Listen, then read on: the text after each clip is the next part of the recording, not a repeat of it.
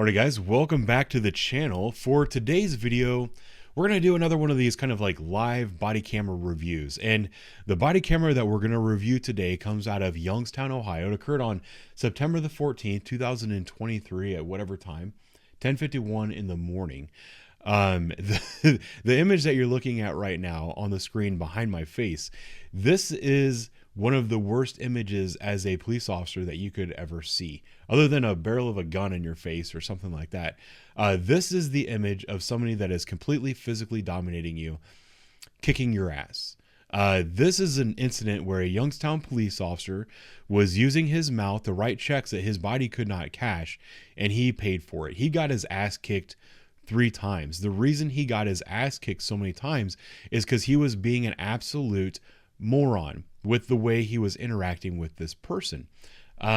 What we're going to do is we're going to watch this interaction, and then what I would also like to do is show you a couple of interactions that I've had with people on the street, and we can kind of compare and contrast how those interactions go and the reason that one interaction might have gone better than the other.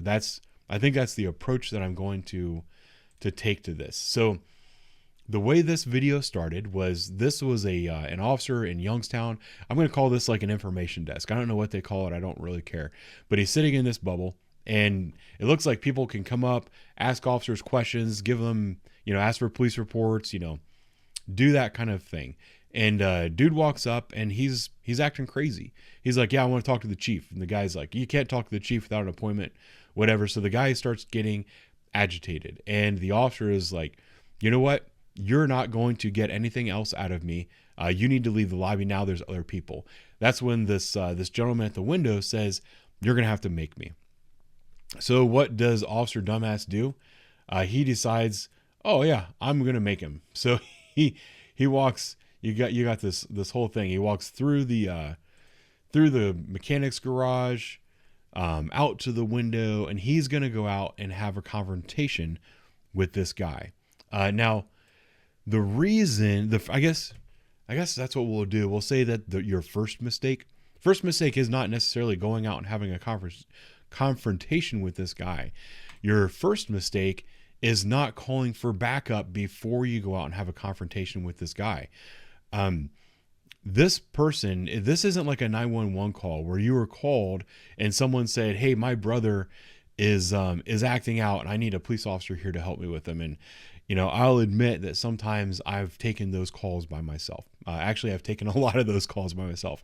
Luckily, they've pretty much all worked out for me. There's been a few occasions where I've had to grab onto someone and kind of hold on for dear life and say, hey, can you please start me another car? And in my head, I was like, I shouldn't have come on this run by myself. It happens. But this is a situation where the officer was locked in a safe area, safe, secure area. The suspect is outside another safe and secure area. There's no reason to rush this. Don't go into this situation without backup. The guy is obviously very angry, very in an excited state of being, I guess you could say, and he's ready for a fight. They also, I didn't show that part, but they had an argument, and this gentleman called the officer retarded, and then the officer called him mental. And the guy was basically like, come say that to my face. Those are fighting words. So the officer is knowingly walking into a fight with a person who is dealing with some kind of mental illness, and he's doing this on his own without any backup. This is a stupid idea. This is a stupid tactic. This is not something that you should do. Now, if you are going to go into a confrontational situation with someone who is either high or in an excited mental state, you better go in there with kid gloves. And like, I hate, using the phrases, but you better go in there with de-escalation in mind, because you're by yourself and you're going to get your ass kicked, or you're going to kick that guy's ass. And neither one of those are positive outcomes. I was going to try to touch on this later, but I'll touch on it now. With a lot of my videos, my body camera footage regarding either mental illness or people who are high on drugs or things, people always say, that officer is so compassionate and nice to everybody. He's the kind of officer that we need on the street, and yada, yada, yada. Well, there's a couple of reasons that I come across as so compassionate and nice to people. One, I like being nice to people. I think it's easier to get things done when you're nice than it is when you're being an asshole, because you start to get pushback from people, even if they're not high or out of their mind. The other thing is, if you're going to have a situation like this and you're not going to do it the nice way, you're going to do it the painful way. And when it hurts that person, it also hurts you. I'm at an age where whenever I have a use of force, I come out of it with pain. You know, my elbows hurt right now because of people I've tackled on the pavement. My knees hurt from getting eaten by dogs and crashing my bike, and my back hurts from wearing my gear and my equipment. Like, physical confrontations are not fun. I avoid them at all costs. The best way to avoid a physical confrontation is not be confrontational with people, to be very warm and welcoming to them. You know, it's not that I'm being compassionate. It's that I'm doing everything I can tactically to avoid a physical fight. This situation with this officer is not going into the situation with that kind of mindset. He's going into this situation with the mindset of, I'm the police. This guy's not the police. He's not respecting my authority, and I'm going to use the weight of my badge to push him around. Unfortunately, he's going to get his ass kicked. Let's watch this officer now go out and open his mouth and say something stupid and get his ass kicked. Say it. You have to leave now, sir. Or what? You have to leave now, sir. Call someone right the fuck I'm now. not calling anyone. Yeah, you have to leave. Why? Leave. Make me leave. Leave. Make me leave. Make you leave? Yeah. Wait for the trigger word. Like, he knows he's going to start a fight when he says this word. Make me leave. Make sure this is on. You have to leave, sir. Make me leave. Say that shit again. You called me retarded. Say that shit again. You're mental.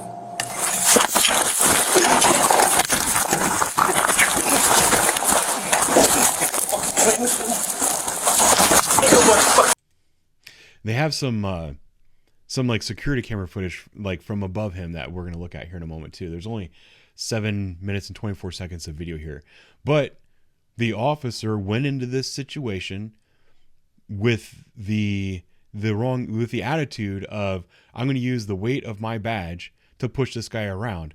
Unfortunately, the weight of his badge was not enough to back up his dumb ass. And the officer is getting his ass kicked right here. This officer, in my opinion, he deserves to get his ass kicked for doing this. This kind of stuff pisses me off. This is the kind of stuff that pisses off ordinary citizens and makes it hard for me to do my job. Because I deal with, you know, in the area that I work, it's absolutely overwhelmed by drug addiction and mental health crises and all this other stuff. It's like they funnel them all into the area that I'm in, and I have to deal with them 24/7. And they have also dealt with officers like this dickhead up in Youngstown, and when I approach them, I have to overcome the idiocy that he has kind of created in the world prior to me. So here's one of the things that I want to do is I want to kind of show you a couple of examples that I think everybody that's watching this channel has already seen of me interacting with the public. And I want to give you a little bit of background about why I acted this way. So here's a case. This is me and Scott. This is the first time that I ever met Scott. I got a call about a man that was passed out in the middle of the road. At the time, this was a priority call. It's a 2-officer run, but I was the only car clear. This is something that happens to me a lot. Definitely happened to me a lot when I was on third shift, because there was a bunch of younger officers that like to kind of run around and do things together. While they were all doing things together, I was often sitting in a parking lot or something waiting for calls to come out so I could respond to stuff like this. So this is a situation where I responded by myself, and I knew that I did not have any backup. Look at the way I interact with him. Hey, Bob. Yeah. Hey, wake up. You're fine. You're fine. Relax. Relax. Whoa. You were sleeping in the middle of the road, bud. I'm sorry, Here, boss. just walk over to my car. I'm going to give you a fist bump on the way, okay? Okay, I'm sorry, boss. No, you're fine. Let's just walk over. We'll have a seat. I'm going to make sure you're good. Okay. There's an ambulance coming to check you out, too, okay? I'm sauce. No, you're all right. What's your name? Scott Lewis. Scott? Here, just grab a seat right on the front of my car there, okay? Before I do that, I'm going to pat you down for weapons, okay? Yeah, nah, I ain't got that on me. Now, this was a pretty easy one because Scott's a very nice guy. He's very easy to deal with. But, you know, my biggest fear in this situation was that I'm on this run by myself. And for a moment, when he woke up, you know, he brought his fists up. He just got out of prison. We had that conversation here in a minute. I thought the fight was going to be on. I did not. And I had this young girl that called this run in. She was still sitting in her car 10, 15 yards away. And she was staring at this because she thought that this was a dead body. I didn't want to be in a situation where I'm in a fight with a suspect in the middle of the road with no backup. And I've got a young girl that's watching, and she's probably going to call 911 on her cell phone and, you know, be like, oh my God, this police officer is getting his ass kicked on the side of the road. I didn't want that situation. So I was like, you know what? We're going to be as nice as we can to this guy, get him over here, make him feel comfortable. Don't make him believe that you're suspicious of him in any way. You know, kid gloves. That's what we need in this kind of situation. Now, here is another one. And you guys may remember this video. This guy is batshit crazy. Forget his name. He's delusional. He has a lot of different delusions. On this particular day, he was at a shoe store, and he was under the belief that he owned this shoe store. He also believed that he was a secret agent for the CIA. Had a lot of stuff going on in his head. I responded to this call because it was a call about the shoe store. They said they have a man outside that's angry, beating on the doors, trying to come in before they opened. He's refusing to leave, and they're afraid to open the store while he's still there. I was the only car clear. So I was like, you know, I'll head that way. Maybe it's probably just some homeless guy. I'll run him off. Well, I get there and I'm confronted by this guy, and he was very persistent. He swore up and down that he owned the store, that he had the rights to the store, that nobody could tell him what to do, whatever. I talked to him for a minute. I realized I need to get this guy off the street. I need to get him to the hospital. I'm going to have to get him into my car. He's not going to go into my car willingly. So I get on my radio and I'm like, hey, can you start me another car? The cars that were coming were not coming from my precinct. They were coming from precincts far away. So I knew that I had to wait. I was going to be alone with this guy for a period of time. And I did not want to use the weight of my authority to tell him what to do. I wanted to do everything I could to make him come with me and make him believe it was his own choice, particularly because I was there by myself. And when you're by yourself, things go crazy. If you got both your hands on a suspect and you need help, you can't get to your walkie to call for help. If there's at least two of you and you're fighting with a guy and he's high on PCP and he's giving you more than what you can handle, you can at least have one of you continue to hold on to the guy, try to bear hug him, try to wrap him up, whatever. And the other guy is going to be able to get to his walkie. You know, if there's two of you, at least somebody's going to be able to say, hey, look, we need more backup here. But when you're by yourself, you don't have the opportunity to do any of that. And this is a situation where he was tired of listening to me and he decided to start walking away. I'm not scared. I want you to stay with me. Brandon, hey, at least come over here. Let me lock my car. Brandon, Brandon, show me that paper again. No, I just told you. Hey, do you want, I still have the papers you gave me yesterday. Do you want them back? Brandon, come here. I want you to show me what's on these papers from yesterday. I've got them in my car. I just showed you the fucking shit. I've got more in my car. Alright, so go get it. Come over here with me. Fuck. See, I was 100% within my authority to go up and grab onto this guy. He was batshit crazy and delusional. He needed to go to the hospital. I had a mandatory emergency medical or emergency mental health order that I could enforce. If I need to do that, I can use force on him. I can put my hands on him. I can take him to the ground. I can use a taser on him. I can do all kinds of things in order to detain him. Those are all within my legal authority. But I didn't want to. I didn't want to do it by myself. If there's two of us, at least we can both grab him by an arm and walk him over to the car. I never, ever, ever want to put myself in a position where I am going to be using physical force against another person when I am there by myself. There are occasions where I've had to do it, and it is what it is. There was an occasion where this was a criminal arrest type situation where I was in an alley, and there was a guy that had a warrant, and he was pushing a cart down the alley. and I knew he had a warrant, but I needed to run him, and I was asking for his information, trying to walk closer to him as I had my notepad in hand, and then I was going to reach out and snag him. And he was keeping the shopping cart in between us, so we were doing this little dance, and then his girlfriend let it rip that he had a warrant, even though I knew he had a warrant. She goes, "Please don't arrest him. He has a warrant." So on the body camera, which it's too old for me to pull now, you can see me click my pen, put it in my pocket, put my notepad in my back pocket, and then he's like, "No, no, no, no, no, no," and he pushes off the shopping cart. But luckily, I was close enough. I grabbed it, and the fight was on. You know, when I say the fight, he was just trying to get away from me.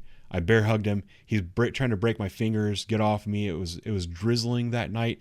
I was starting to lose my grip. I ended up pushing him up against a fence and trying to holding him and get to my walkie. And I was like, "Hey, can you start me another car?" You know, but it was incredibly difficult to control that situation and call for backup and let them know exactly what's going on.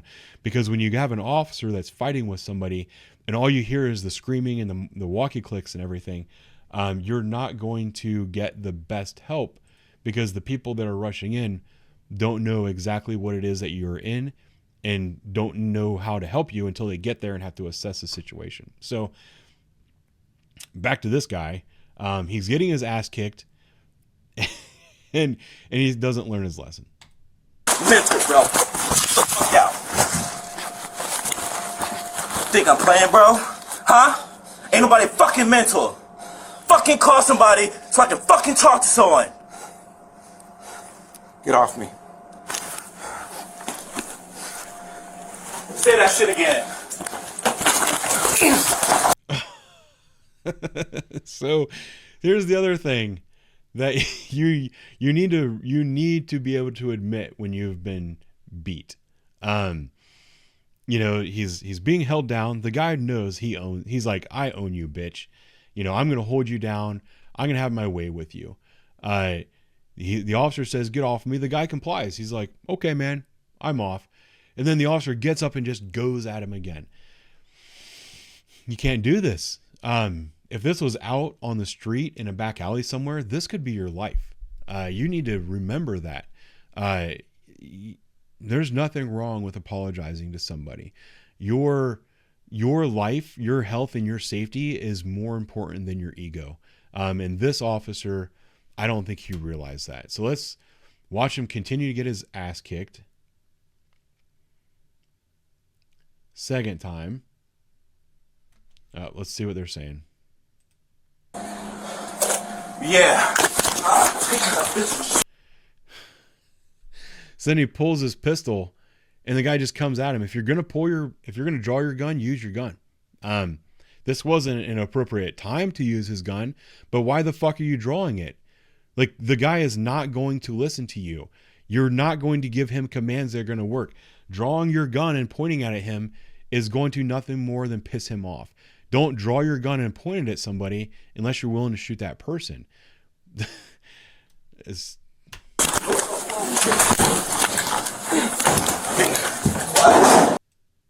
Like, he is extremely lucky that backup arrived. This dumbass drew his weapon at close range and got his ass kicked again. He's lucky to be alive. I don't understand. Like, if this suspect had another 90 seconds with him, there's a very good chance that he could have taken that officer's gun, shot, and killed him with it. Now, I don't believe that this particular suspect, I don't think that was his intent. I don't think that's what he wanted to do. I think in his mental state, he just wanted to show that he wanted to teach this officer a lesson, and he taught him a lesson. This officer should be embarrassed and ashamed. I don't know any other way to say this. I don't have a problem with, there's people that are going to be bigger than you, stronger than you, more energetic than you, younger than you. There are people that are going to be able to kick your ass. There are people out there that can kick my ass.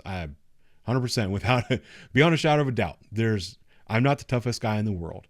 I'm not going to pick a fight with somebody that I know I can't handle.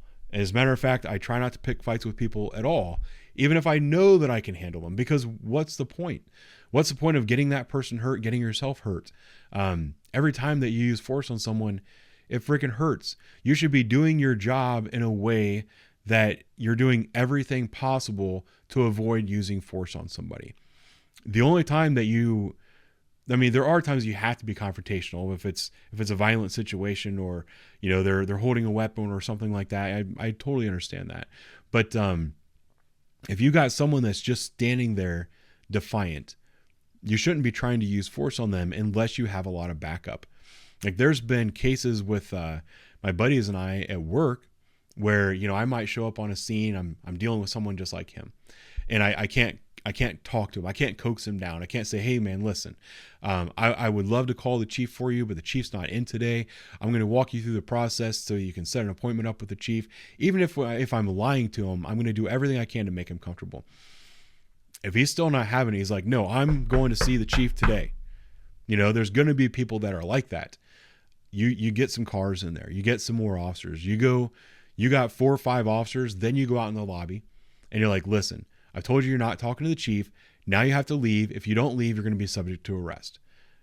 If he still says, no, you're not going to arrest me, I'm not leaving, I'm the boss, you better not put your hands on me, that's when you kind of look at your buddies, give them a little nudge, everybody goes in at once, and you dogpile the guy. That's the right way to handle these kind of things. And that's also funny because those are the type of things that happen that people get all pissed off about. They're like, oh, why did it take 6 cops to handle one little girl? Well, because I'm one cop, and I don't know, let's say it's like we'll make it an adult at least, but some 18-year-old girl that just graduated high school. She's 115 pounds and she did something wrong and I need to arrest her. If I grab onto her, she starts pulling away, and she digs her claws into my arm, I'm going to have to use force to effect that arrest. I might pick her up and dump her on her head, and she might have a gash against her head. Or if I just tackle her, I'm a big guy, I grab a hold of her, I drag her to the ground, she bumps her face on the pavement, busts her nose, blood goes everywhere. What's everybody going to say about me then? If I have 4 or 5 officers, and we all go and we grab onto her, and she's standing there screaming, get your hands off me, get your hands off me. We put her on the ground. Somebody sits on her feet. We have 2 guys on her arms. Somebody's sitting like on her hamstrings, on her butt, brings her hands back, puts her in cuffs. We all pick her up and walk her to the car. People that are watching that cell phone video that's being captured by the crowd, they're gonna be like, oh, look, these cops are a bunch of bitches. It took 6 of them to bring down one little girl. In my opinion, that's a lot better than a big guy like me taking her to the ground and busting her nose. Or when I have her on the ground, she's refusing to give me her arm, that I freaking break her arm when I'm trying to get out from under her. No, it's better to have more people there. You should never put yourself in a situation where you're going to be in a close quarters combat situation with a suspect unless you absolutely have to save another person. This particular officer, it was his ego that got in the way, and he got his ass kicked. I think that's where I'm going to leave it. Thank you for watching. I'll talk to you guys later.